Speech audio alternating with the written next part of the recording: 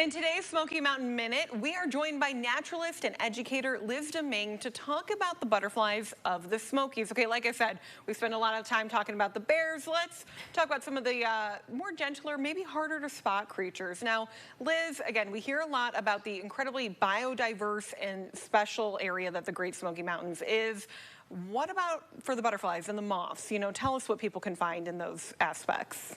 Yes, it is quite diverse. Of the 235 species of butterflies that are found all up and down the eastern coast of the coastal states of the United States, over 100 species of butterflies are found in the park. Wow.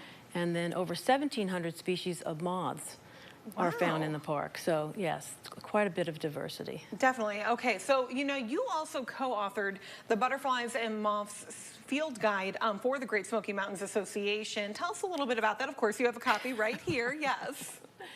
So we put this book together, this field guide, so that it would be with the intent that it would be a very useful, practical, and informative guide for anyone and everyone who wants to learn about butterflies and moths. And we have 100 of the most common species in the book, and they are the ones that you would encounter the most when you're in the park and the surrounding area. And so cool. we have information on how to identify them and where and when they can be found, as well as some really neat natural history information about each species. Very cool. Now we're taking a look at some video from the Great Smoky Mountains Association right there. Now I got to ask, do you have a favorite butterfly or one that really just it gets you most excited when you get to spot it?